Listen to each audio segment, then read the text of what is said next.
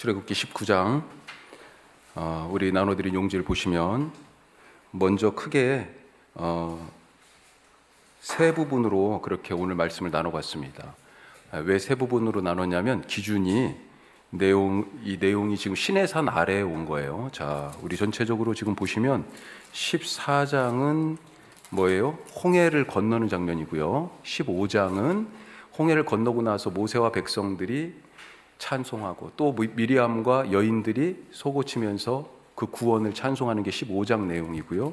15장 끝에 드디어 이제 광야에서 여정이 시작되잖아요. 그런데 3일쯤 갔을 때 마라라고 하는 곳에 이르렀는데 물이 없어요.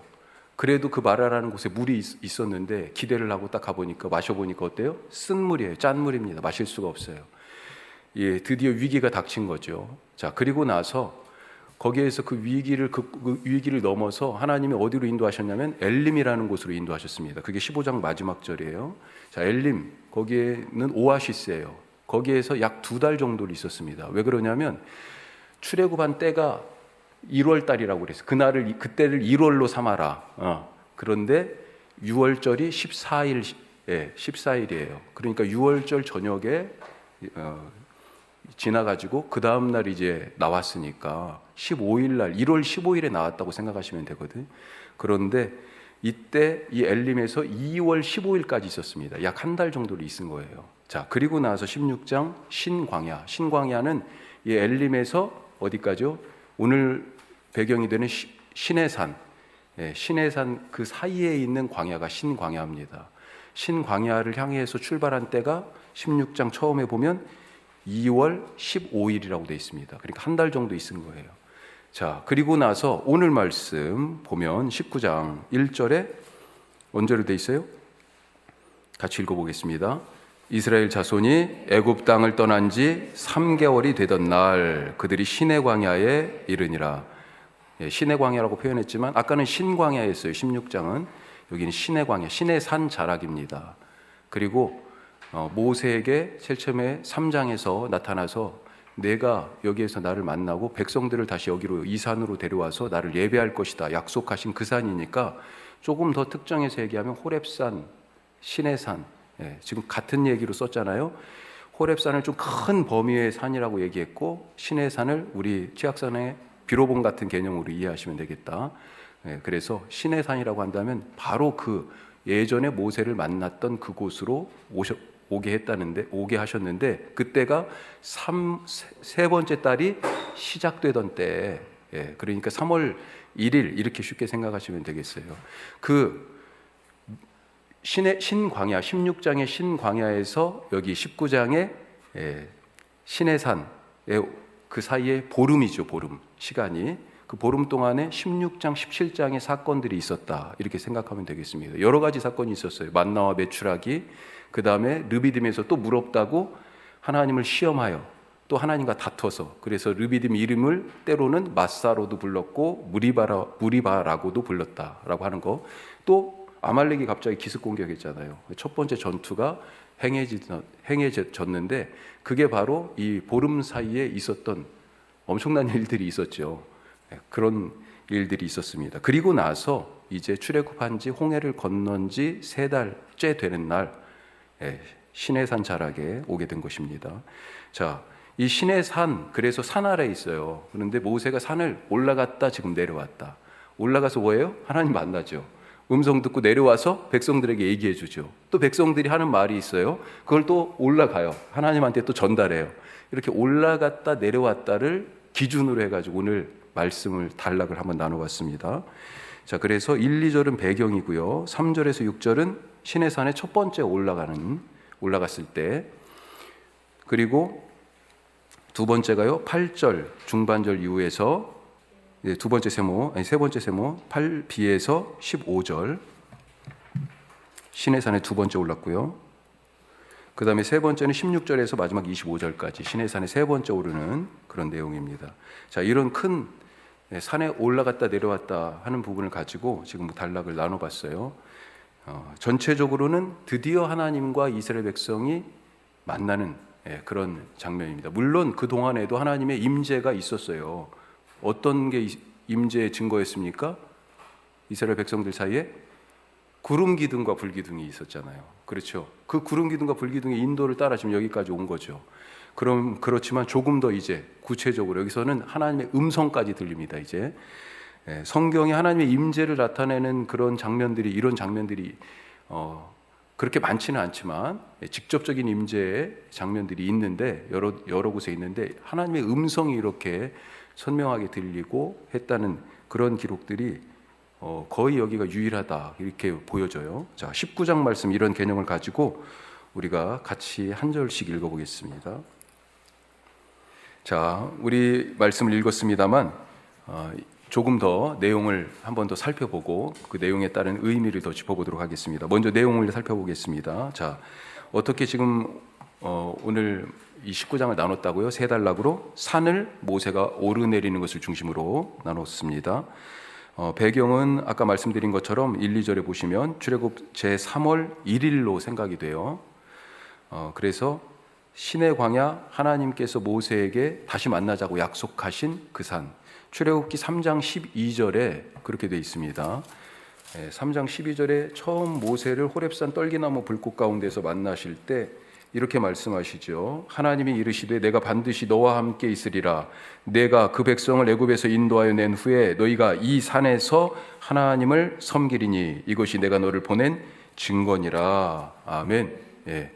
자, 이 산에 왔어요. 이제 이 다음에는 뭐 해요? 이 산에서 그렇죠. 여호와를 섬기리니. 예전에 누구 섬겼어요?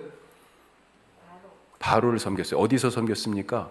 이집트에서. 장소와 그 다음에 하는 일이 다 달라졌어요. 똑같이 섬기는 것, 그리고 어디에서 섬기는 것인데 어디에서? 이집트에서 바로를 섬기다가 시내산에서 하나님을 섬기게 되었다라고 하는 것입니다. 그 약속을 모세에게 하셨는데 그 약속이 지금 여기에서 성취가 됐습니다. 이제 앞으로 할 일은 하나님을 예배하는 일이에요. 어떻게 하나님을 예배할 것인가가 바로 이 뒤부터 20장부터 이제 나오는 겁니다. 생활 속에서 하나님을 예배하는 법, 그게 대표적인 게 십계명인 거죠. 그 다음에 하나님과의 그런 관계들을 통하여서 그 하나님을 예배하는 법, 그게 제사에 대한 법이고, 그래서 이 말씀이 어디까지 이어지냐면요, 이 시내 산을 떠날 때가 민수기 10장 10절입니다. 그러니까 오늘 말씀부터 시작해가지고 시내산이에요. 계속 민수기 10장 10절까지 레위기까지 통째로 다 들어가 있는 거예요. 레위기 전체 얘기가 대부분 뭡니까? 앞에는 특별히 제사 드리는 것, 또 뒤쪽으로 가면 거룩한 백성의 삶, 이런 것들이 나오잖아요. 그건 다른 말로 얘기하면 삶에서 어떻게 하나님을 예배할까, 그런 얘기인 거죠. 자, 3절에서 6절 첫 번째 시내산에 오르는 장면. 자, 3절 모세가 올라가죠. 4절 이때 하나님께서 내가 누구다라고 당신을 드러내서 말씀하십니다. 자, 크게 두 가지로 얘기하시는데 애굽 사람에게 행한 일, 내가 한 거다. 그거 기억해 보라고 한 거죠. 자기가 지금 당신이 누구시라고 말씀하고 있는 장면이에요. 자, 이것은 뭘 얘기합니까? 하나님이 행하신 구원이요. 하나님이 행하신 일을 크게 지금 두 가지로 얘기하는데 애굽 사람들에게 행한 일, 구원이죠. 거기서 구원하셨잖아요. 그 다음에 거기서부터 쭉 시작돼서 지금 이 광야를 지금 통과하고 있는, 그래서 이 시내산까지 오는 동안에 뭘 하셨어요? 독수리가 날개로 업어서 그 새끼를 이렇게 돌보는 것처럼 그렇게 이 백성을 인도하셨다. 자, 인도하심인데 지금까지 우리가 이 인도하심에 대하여 두 가지 단어를 썼습니다. 광야에서 가장 큰 문제가 뭐예요? 뭐 때문에 걱정합니까? 먹고 사는 거, 그렇죠. 공급. 또 뭐가 있었어요? 바로 이 앞장에 17장 끝에, 그렇죠. 먹고 사는 것뿐만 아니라 먹고 마시는 거 다 먹는 거죠. 또 한 가지는 공격받았잖아요. 보호. 독수리가 지금 그 날개로 새끼를 업어 키우는 것 같이 지금 그렇게 표현하고 있습니다. 공급과 보호. 이거 하나님이 하셨다라고 지금 얘기하십니다. 내가 바로 그 하나님이다. 그 여호와다. 자, 그러시면서 이제 언약에 대한 제안을 하시죠. 우리가 이런 관계가 되자. 이제 구체적으로 제안을 하십니다. 5절 6절 말씀이 그거죠. 이 말씀은 이따 또 더 읽어볼 수 있겠습니다만 한번 읽어보죠. 19장의 가장 핵심적인 그리고 출애굽기 전체를 이끄는 구절이라고도 볼 수 있겠어요. 자, 5절 6절 같이 읽습니다. 세계가 다 내게 속하였나니 너희가 내 말을 잘 듣고 내 언약을 지키면 너희는 모든 민족 중에서 내 소유가 되겠고 너희가 내게 대하여 제사장 나라가 되며 거룩한 백성이 되리라. 너는 이 말을 이스라엘 자손에게 전할지니라. 아멘. 전제가 세계가 다 내게 속해 있다는 거예요. 하나님의 소유입니다. 여기에서 출발하는 거예요. 자, 근데 그 중에서 뭐라고요? 자, 세계가 다 내게 속하였나니 너희가 내 말을 잘 듣고 뭘 지키면? 내 언약을 지키면. 야, 이 언약이 지금 아직 체결되기 전이에요. 아직 십계명 나오기 전이잖아요. 그러니까 이 언약은 이후에 지금 말씀하실 언약, 그런 약속들 먼저 그걸 얘기하겠고요. 또 이미 그렇다고 언약이 없었냐? 약속이 있었습니다. 누구에게 하셨어요? 아브라함에게 하셨잖아요. 이미 그 아브라함에게 하신 약속 따라서 지금 이 땅 찾아오는 거잖아요. 그렇죠? 아브라함에게 하신 약속이 있었고 또 출애굽하는 과정에서도 몇 가지 약속이 있었습니다. 뭐가 있었어요? 유월절 무교절을 하나님이 만드셨잖아요. 출애굽하던 날이 유월절이잖아요. 그 유월절을 앞으로 꼭 지켜라. 이것도 언약 중에 하나죠. 또 너희가 애굽에서는 종살이 했지만 이제는 쉬어라. 만나와 메추라기를 주시면서 6째 날까지는 매일매일 가서 줍지만 7째 날은 아니다. 가봤자 아무 소용없다. 그날은 안식일이다 가르쳐 주셨어요.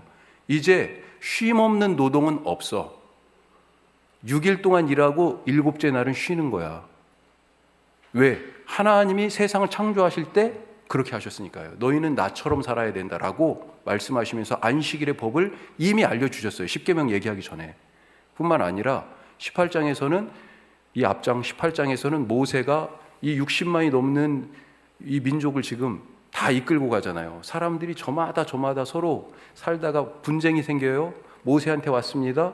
그걸 다 어떻게 해요? 판결해 주잖아요.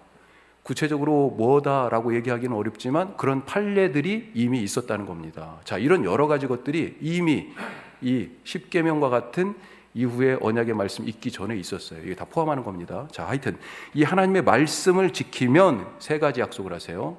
3가지 약속. 첫 번째는 뭡니까? 그렇죠. 너희는 내 소유가 되겠고. 그런데 이 소유라고 번역했는데 이 소유라는 번역의 말이 좀 더 정확하게 얘기하면 보물입니다. 보물. 그래서 번역마다 조금씩 차이가 있습니다만 원래 말의 문자적 뜻은 보물이고요. 제가 그 영어 번역도 뭐 여러 가지 조금씩 다 차이가 있습니다만 킹 제임스 버전 같은 경우는 보물에 강조점을 뒀고 그 다음에 이 NIV 같은 경우는 treasured possession 이렇게 되어 있습니다. 보물과 같은 소유 이렇게 되어 있어요. 보배로운 소유 이런 식으로 되어 있는 거죠. 그러니까 조금씩 강조점이 조금 다르지만 보물이라고 보시면 좋겠어요. 너희는 내 보물이다. 세계가 다 내 것이지만 그 중에서도 너희들은 내 보물이다. 보물. 지금 그렇게 말씀하시는 겁니다. 자, 두 번째, 이 언약을 잘 지키면 제사장 나라, 또 거룩한 백성. 자, 이렇게 될 것이다라고 제안을 하세요. 자, 이 말을 듣고 모세가 산을 내려가죠. 그리고 백성들에게 전합니다. 백성들이 뭐라고 그래요?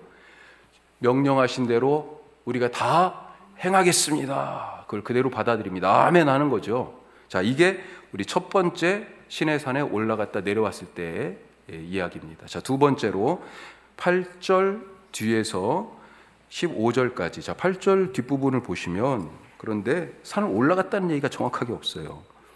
자, 8절 앞에는 지금 내려온 모세가 하나님의 말씀을 제사장 나라 거룩한 백성 너희가 내 보물이 될 거다라는 말씀을 전하니까 여호와께서 명령하신 대로 우리가 다 행하리이다. 자, 여기까지가 딱 끝이에요. 그리고 나서 모세가 백성의 말을 여호와께 전하매 어떻게 전해요? 올라간 거예요. 왜냐하면 14절에 내려왔다는 얘기가 있습니다. 그러니까 올라간 게 맞아요. 자, 그런데 하여튼 기록은 없지만 올라간 거예요. 자, 그렇게 이해하고 자, 9절에 이 하나님께서 이제 계약을 서로 지금 합의가 된 거잖아요. 하나님 말씀하셨는데 백성들이 아멘 하고 받아들였잖아요. 자, 그러면 우리 만나자. 만나서 도장 찍자라고 하는 거예요. 그래서 임재를, 만남을 예고하십니다. 그게 9절 말씀이에요. 빽빽한 구름 가운데서 임재하겠다. 예. 자, 그러면서 두 가지 목적을 갖고 임재하신다고 그래요. 물론 이 백성과 이제 언약을 맺어야 되지만 두 가지 목적이 있는데, 하나는 뭐예요? 모세와의 대화를 백성들이 듣도록 모세를 지금 세워주시는 겁니다. 그동안에 모세가 돌 맞아 죽을 뻔 벌써 했었어요. 이 두 달 만 2달 되는 거죠. 그 사이에 이미 돌 맞아 죽을 뻔 했었어요. 모세를 세워주시고 계세요. 그러면서 같이 더불어서 너 모세를 영영이 믿도록 하기 위해서, 믿게. 자, 이제 만날 준비를 해야 되죠. 우리 친구들 만나러 가려고 해도 잠깐 화장 좀 하고 머리도 좀 만지고, 집에서 제가 속 터져요. 그래서 분명히 먼저 가자고 해놓고, 저는 그래 5분 해봐. 그리고 나가서 서 있는데 안 나와. 뭐 화장을 뭐 하는 것도 아니고, 그런데 왜 이렇게 뭔가 속도의 차이가 나는지 준비를 해야죠. 준비를 해야 나갈 거 아닙니까? 지금 주님을 만나러, 하나님을 만나러 준비하는 것입니다. 백성을 성결하게 하고 그렇게 준비시켜라 말합니다. 말씀하세요. 그 방법이 이틀 동안 뭘 하라고요? 옷을 빨고 셋째 날 만나자. 그렇게 옷을 빨아 성결함으로 준비해서 셋째 날 만나자. 옷만 빨았을까요? 백성들이? 샤워해요. 예전에 섬기던 교회에서, 서울에서 섬기던 교회에서 집사님 한 분이 나중에 그러시더라고요. 저는 교회 올 때 꼭 샤워를 하고 옵니다. 왜 그러신지 모르겠어요. 근데 그때 무슨 하여튼 얘기를 하시다가 그랬어요. 옷만 빨지는 않았을 것 같아요. 몸도 씻고. 하나님을 만나기 위하여 나중에 성막이 만들어졌을 때 뭐가 있어요? 제사장들이 성소에 들어갈 때 그냥 들어가는 게 아니고 물두멍이 있었잖아요. 물두멍. 그리고 옷은 이미 씻겨져 있어요. 그래서 세마포 옷을 입었잖아요. 옷과 몸과 마음을 다 씻는 거죠. 자, 그렇게 준비를 합니다. 자, 그러면서 경고를 하세요. 12절 13절에 보면 경계가 있어요. 산 경계. 저기 우리 식으로 얘기하면 둘레길이라고 얘기해야 될까요? 치악산 둘레길. 거기 넘어오면 안 돼. 경계, 산 경계를 침범하지 말라고. 침범하면 반드시예요. 반드시 죽임을 당할 것이다. 저희 반드시의 강조점이 하나 있다고 생각합니다. 이따가 선악과 얘기가 잠깐 나올 텐데, 그때도 선악과를 먹으면 반드시 죽으리라, 그렇게 되어 있습니다. 자, 13절에 또 경고. 손대지 말, 그 경계를 넘어선 자들에게는 손으로 가서 잡지 말고, 그러니까 같이 침범할 수 있다는 거죠. 그러니까 어떻게 해요? 돌을 던지든지 화살을 쏴가지고 죽여라. 그리고 너희들은 이제 이 산 가까이 경계까지 오는데 그 신호가 뭐예요? 나팔입니다. 나팔 소리가 길게 나팔이 불리면 산 앞에 와라. 자, 이런 말씀을 모세가 전해 듣고 14절에 산에서 내려옵니다. 그리고 백성들에게 또 그대로 전해야 되죠. 또 전했습니다. 자, 그랬더니 백성들이 다 그것을 수용하는 거죠. 그래서 아까 뭐 하라고 그랬어요? 옷을 빨았어요. 그리고 셋째 날까지 이제 기다려요. 여기에 더해서 앞에서 하나님이 말씀하신 것에는 없지만 더 추가적으로 여인을 가까이 하지 않는 그런 일도 있습니다. 자, 여기까지가 두 번째 올라갔다 내려온 그런 이야기다 생각할 수 있겠어요. 자, 16절부터 마지막 절까지는 이제 바로 올라간 건 아니지만 여기서부터 잡아봤어요. 같이 단락을. 자, 셋째 날 아침입니다. 이틀 동안 지금 옷 빨고 기다린 거예요. 이제 주님 이제 만나러 가야죠. 신의 산에. 그렇죠. 때는 그래서 16절에 보니까 셋째 날 아침 어떤 현상이 나타납니까? 우레, 그 다음에 번개. 우레와 번개를 구분은 하죠. 우레는 천둥, 번개는 번쩍. 어렸을 때 먼저 번개가 번쩍하고 천둥 소리가 늦게 나잖아요. 그러면 번개가 번쩍하면 먼저 시계를 봤어요. 왜요? 그렇죠. 몇 초 후에. 자, 소리가 1초에 얼마요? 얼마 갑니까? 예, 340m 맞아요. 그래서 계산을 하죠. 5초 후에 꽝 하고 천둥이 쳤다. 그러면 저거는 355 그래가지고 한 1.5에서 1.8km 정도 떨어진 그런 구름이구나, 그렇게 생각하고 그런 걸 했단 말이죠. 자, 우레가 있습니다. 번개가 같이 오는 거죠. 예. 그리고 빽빽한 구름, 이 빽빽한 구름은 하나님의 임재를 늘 상징했어요. 이미 이스라엘 백성들을 인도할 때 구름 기둥과 불 기둥이 있었잖아요. 또 한 가지는 나팔 소리. 나팔 소리는 언제도 있습니까?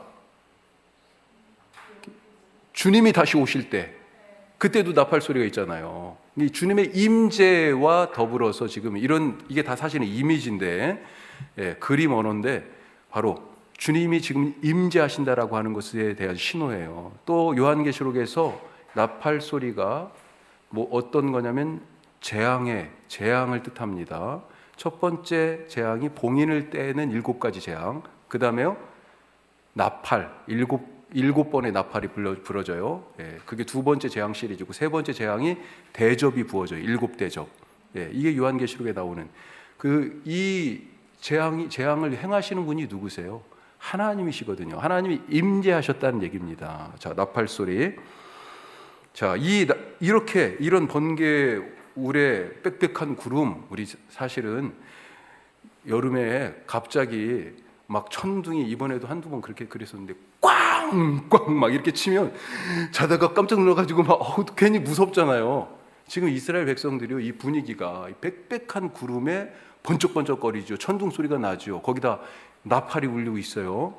우리가 부는 것도 아닌데. 자, 그러니까 어떤 반응을 합니까?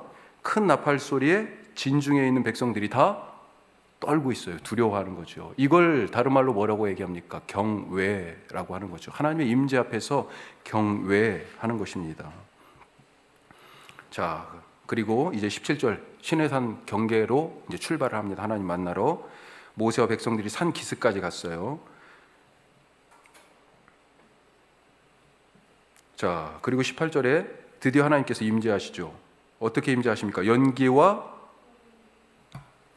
18절을 보세요. 18절 같이 읽습니다.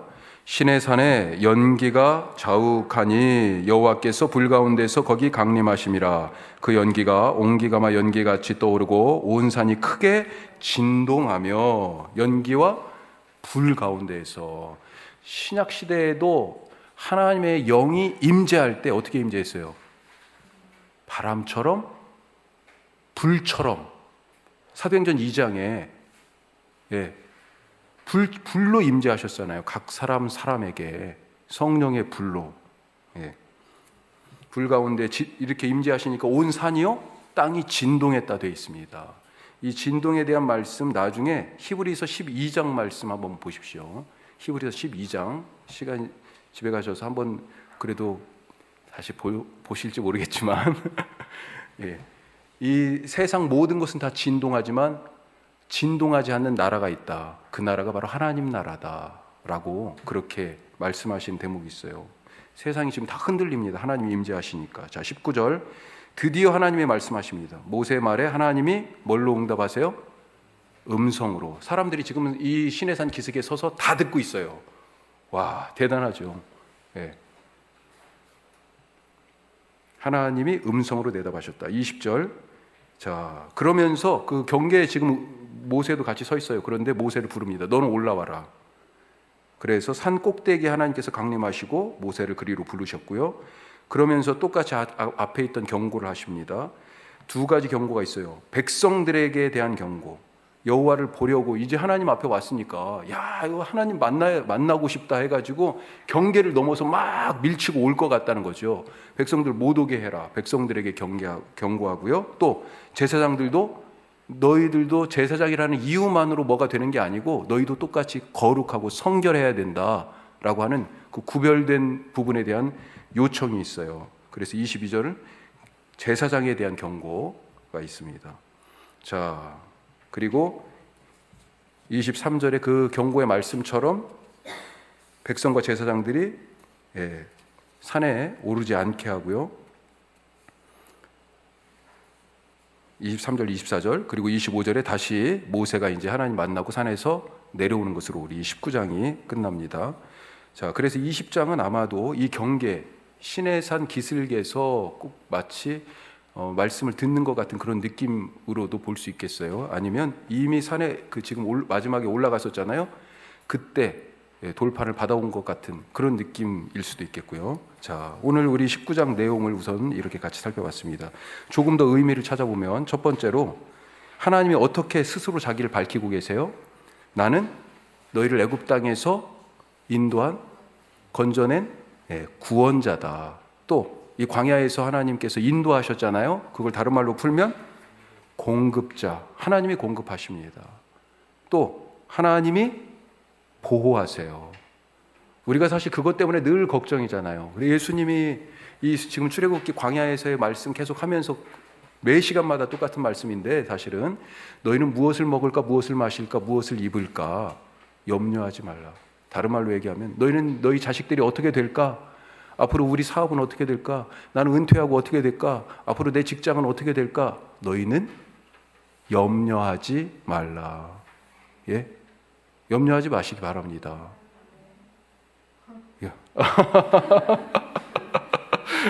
염려하지 마세요. 하나님을 믿고 주님께서 공급하시고 주님께서 보호하시는 것을 믿으실 수 있길 바랍니다. 여기 광야에 있는 이 이스라엘 백성들이요, 사실은 내 모습이잖아요. 그렇죠. 우리 늘 의심했잖아요. 아유, 이것 때문에 불안해 죽겠는데, 이 문제만 해결되면 살겠는데, 그러면서 왜 하나님 나를 잘 모른 척 하시는 걸까? 이런 생각이 들 때가 더 많지 않습니까? 오늘 어떻게 인도하셨다고 돼 있어요? 여기에서 인도는 단순히 공급과 보호하심이 아니고요, 그 인도를 통하여 이 사람들을, 이 이스라엘을 성장시켜 가는 과정이 있어요. 성장시켜요. 그래서 광야가 훈련인 거죠. 자, 어떻게 하셨어요? 4절 같이 다시 보겠습니다. 4절. 내가 애굽 사람에게 이렇게 어떻게 행하였음과 내가 어떻게 독수리 날개로 너희를 업어 내게로 인도하였음을 너희가 보았느니라. 그만큼 하나님이 지금 쏟아 부어 주셨어요. 이 독수리 날개에 대한 얘기가 신명기 32장에 보면 비슷한 말씀이 있습니다. 거기 같이 써드렸는데 한번 보시죠. 여호와의 분깃은 자기 백성이라. 분깃, 몫이에요. 하나님은 자기의 몫으로, 자기 기업으로 이 이스라엘, 이 야곱의 집을 택하셨다라고 하는 거죠. 야곱은 그가 택하신 기업이로다. 자, 10절. 여호와께서 그를 황무지에서 짐승이 부르짖는 광야에서 만나시고 호위하시며 보호하시며 자기의 눈동자같이 지키셨도다. 자, 11절부터 같이 읽어요. 마치 독수리가 자기의 보금자리를 어지럽게 하며 자기의 새끼 위에 너풀거리며 그의 날개를 펴서 새끼를 받으며 그의 날개 위에 그것을 엎는 것 같이 여호와께서 홀로 그를 인도하셨고 그와 함께한 다른 신이 없었도다. 아멘. 여호와 하나님이 우리에게 그렇게 하셨습니다. 이미 하신 일이에요. 앞으로 하실 것이 아니고요, 이미 하셨어요. 그러니 앞으로도요, 당연히 하시는 거죠. 날개를 펴서 독수리처럼 그 새끼를 받고, 날개 위에 그것을 업고 지금 날고 여기까지 날아서 오셨다는 겁니다. 대단한 말씀 아닙니까? 염려하지 마시기 바랍니다. 저기까지 내가 어떻게 갈까? 이 홍해를 내가 어떻게 건널까? 우리 힘으로는 못 건너요. 이 지금 물 없는 이 사막에서, 광야에서 우리 힘으로는 우물을 팔 수가 없어요. 하지만 하나님이 바위를 깨가지고 물 주셨잖아요. 더 이상 고기를 먹을 수 있는 가능성이 없었는데 메추라기 주셨잖아요. 아침마다 수고하지 않았는데 만나 주셨잖아요. 하나님이 우리에게 공급하시고 우리를 보호하십니다. 자, 두 번째, 오늘 5절 6절이 핵심 구절이라고 그랬는데, 자, 그러면 누가 하나님의 보물과 같은 소유, 누가 제사장 나라, 누가 거룩한 백성이 되는가 하는 것입니다. 누가 될까요? 먼저 제사장 나라라고 하는 뜻, 이 세 단어가 사실은 의미가 조금씩 다르지만 동의어의 반복이라고 볼 수 있잖아요. 자, 제사장 나라 하나만 그 뜻을 살펴보죠. 제사장 나라, 이게 무슨 뜻일까요? 너희는 제사장 나라가 될 것이다. 제사장 나라. 제사장이 뭔지를 먼저 우리가 생각해 볼 수 있지 않습니까? 제사장의 일이 무엇입니까? 왜 제사장이 필요했어요? 그렇죠. 우리가 온전하게 되는 방법으로 주신 제사라고 하는 일을 시행하기 위하여서 하나님이 세우신 사람들이잖아요. 그 사람들이 하는 일을 통해 가지고 사람들이 하나님 앞에 나아갈 수 있었다라고 하는 것입니다. 즉 하나님과, 물론 이 제사장이 없다고 하나님이 사람을 못 만나는 건 아니지만 하나님께서 그런 방법을 당신이 설정하신 거잖아요. 이 하나님과 사람들 사이를 그래서 연결하는 다리 같은 역할, 다른 말로 중재 혹은 중보, 중재자와 중보자로서의 그런 역할을 이 제사장들에게 주셨는데, 누가 이제 제사장이에요? 이스라엘이라고 하는 민족 전체가 지금 제사장이라고요. 이 얘기는 무슨 얘기입니까? 세상 모든 민족, 사람들이 아니고 세상 모든 민족을 위하여 하나님께서 이스라엘을 하나님과 그들을 만나게 하는 통로로 사용하시겠다. 너희에게 바로 그 사명이 있다라고 복 주신 거예요. 새로운 사명으로 복 주신 것입니다. 그런데 이 이스라엘, 이 민족이 과연 그럴 만한 자격이 되는가라고 하는 거예요. 우리가 아까도 말씀드렸지만 19장 여기 시내산까지 오는 동안에, 출애굽에서부터 지금까지 이들의 모습이 어땠습니까? 하나님이 제사장 나라, 정말로 보배로운 내 소유, 또 거룩한 백성이라고 불러주실 만한 그런 민족입니까? 지금 그런 일을 했어요? 아니라는 거잖아요. 아니에요. 마라에서, 신광야에서, 만나 앞에서, 르비딤에서 물 없다고, 여전히 이들은 불신앙과 의심을 계속해서 반복적으로 드러냈습니다. 심지어 애굽으로 돌아가자고, 거기가 훨씬 더 낫다고, 이 자유 소용없다고, 우리는 먹고 배불리 살면 되는 거다, 다시 차라리 종살이 하는 애굽 땅 가는 게 낫겠다, 그런 얘기까지 하지 않습니까? 자격 미달입니다. 자격 미달. 자, 그런데 이 사람들이 겉모습은 어떤 사람들이에요? 하나님께서 약속을 주시고 약속하신 아브라함의 후손입니다. 아브라함의 후손이에요. 야곱의 족속이에요. 문제는 그가 아브라함의 후손이냐, 야곱의 아들들의 이름을 딴 그 지파, 그 백성이냐라고 하는 거, 이게 소용없다는 것입니다. 그거 가지고는 하나님의 백성이 될, 거룩한 나라, 제사장 나라, 거룩한 백성이 될 자격이 아니라는 거예요. 무엇 때문에 하나님의 제사장 나라와 거룩한 백성이 됩니까? 무엇 때문에? 오늘 나오잖아요. 5절 다시 한번 읽어봐요. 5절만 읽겠습니다. 세계가 다 내게 속하였나니 너희가 내 말을 잘 듣고 내 언약을 지키면, 이렇게 돼 있어요. 내 언약을 지키면, 말씀을 받고 살아야, 말씀을 지키며 살아가야 그 뒤에 있는 것이 와요. 내 보배로운 소유가 되고 제사장 나라, 거룩한 백성이 될 것이다. 자, 이것을 잘못 이해하면 이것 하면 이렇게 될 거다라고 하는, 하나님이 마치 거래하듯이 이렇게 얘기하신 걸로 생각하시면 안 됩니다. 전에 종되었던 자들을, 지금도 의심하던 자들을 아무런 조건 없이 하나님이 일방적으로 보배로운 소유, 보물처럼 여기시고 그들을 어떻게 하셨어요? 독수리 날개로 업어서 여기까지 인도하시고 앞으로 뭘로 삼으시겠다고요? 제사장 나라, 거룩한 백성으로 삼으시겠다는 얘기잖아요.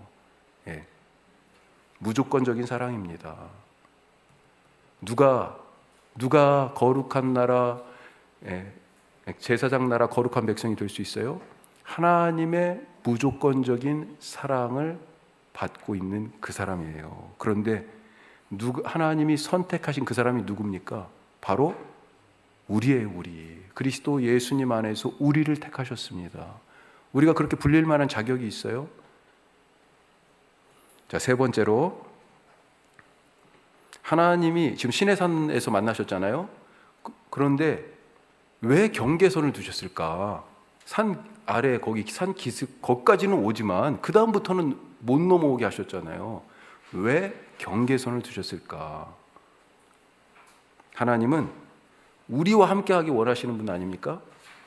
그래서 임마누엘이라고 예수님이 그런 이름을 가지고 우리에게 오셔서 하나님이 우리와 함께 하시는 것을 보여주셨잖아요. 그렇게 사람의 모습으로 오셨잖아요. 우리와 함께 하려고. 그런데 왜 오늘 만나려면 만나는 거지. 왜 산하의 경계를 두고 그 경계를 넘으면 사람이든지 짐승이든지 다 죽임을 당할 것이다. 반드시 죽을 것이다. 이렇게까지 말씀하실까? 자, 먼저 생각해 볼 것은 여기서 하나님과 우리 사이에는 근본적인 차이가 있다는 것입니다. 이걸 쉽게 얘기하면 하나님은 창조주이시고 우리는 피조물이잖아요. 더 나아가서 하나님은요, 절대 거룩하신 분. 이걸 다른 말로 얘기하면 초월이라고 얘기하죠. 초월. 절대 거룩하신 분인데 거룩한 불꽃이신 이 하나님과 접촉한 거룩하지 않은 모든 것들이 소멸된다는 것입니다. 그래서 성경에서는 종종 하나님을 뭐라고 표현해요? 불로 표현합니다. 이미 광야에서 하나님이 구름으로 하나님의 임재가 나타났지만 뭘로요? 불로 또 나타났어요. 불로. 모세를 만날 때 뭘로 하나님이 임재를 보여주셨어요? 떨기나무에 타지 않는 불꽃으로 임재하셨다고요. 아까도 말씀드렸지만 초대교회 때 성령님이 어떤 모습으로 임재하셨어요? 기도하던 각 사람 오순절 그때 그들에게 불꽃으로 임재하셨어요. 불꽃으로.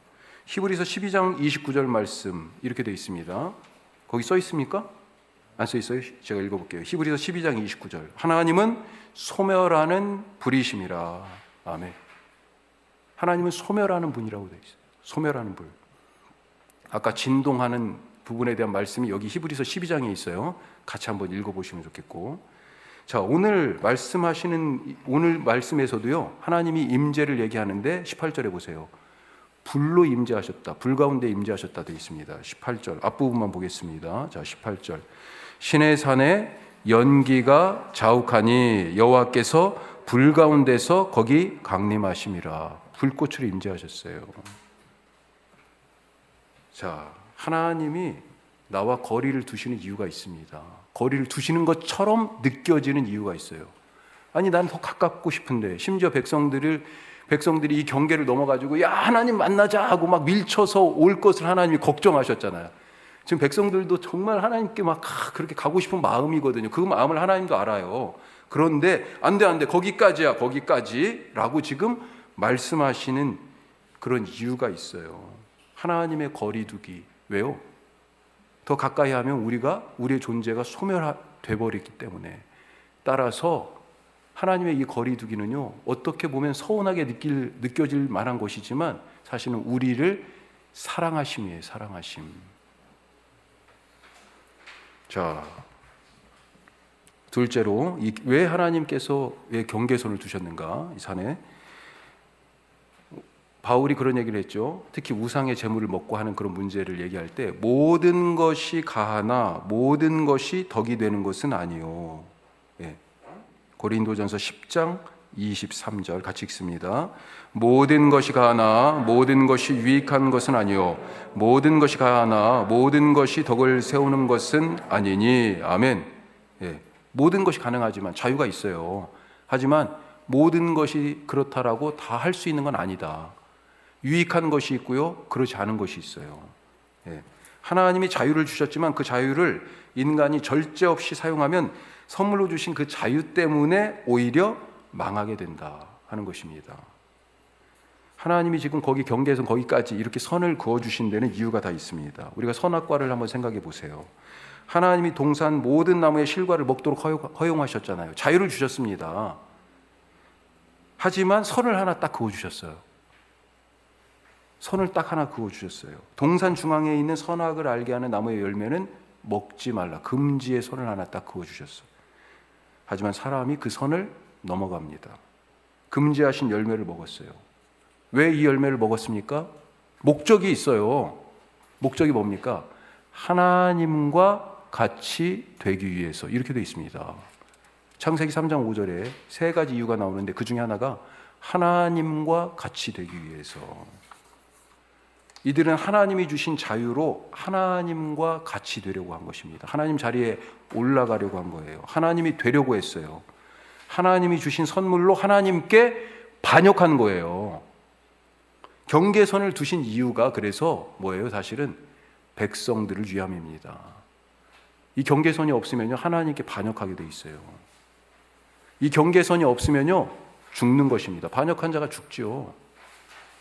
이 경계선을 통해서 우리는 그래서 이 시내산에서 두 가지가 한꺼번에 지금 하나님과 관계돼서 일어난다고 볼 수 있습니다. 뭐냐면 하나님이 지금 임재하셨잖아요. 그렇죠? 백성들에게 나타나셨고 음성으로까지 지금 말씀하셨습니다. 자, 이 산 아래에 있는 백성들이 모두가 다 하나님의 음성을 들었어요. 하나님의 임재 사건이에요. 동시에 하나님은 산 주위에 이 경계선을 정하시고 침범하지 말라 말씀하십니다. 불꽃 같은 하나님에게 죽임 당할 거예요. 자, 뭐가 있어요? 지금 가까이 하기, 임재니까 만나고 있잖아요. 가까이 하기와 거리 두기가 동시에 있는 겁니다. 가까이 하기와 거리 두기가. 이걸 좀 어려운 말로 뭐라고 얘기하냐? 가까이 하기는 내재라고 얘기해요. 내재. 하나님이 내 안에 계시는 거예요. 내가 지금 만나고 있어요. 또 거리 두기는 뭐예요? 초월이라고 얘기하는 것입니다. 초월. 하나님은요, 하늘 위에 계세요. 그걸, 이 초월을 쉽게 표현한 단어가 하늘에 계신 하나님이에요. 예. 우리는 땅에 있고 완전히 질적 차이가 있다는 거죠. 이 초월과 내재의 하나님을 이 시내산에서 동시에 만나고 있는 것입니다. 성전이 바로 이 초월과 내재를 동시에 보여주는 좋은 그림이에요. 성전 뭡니까?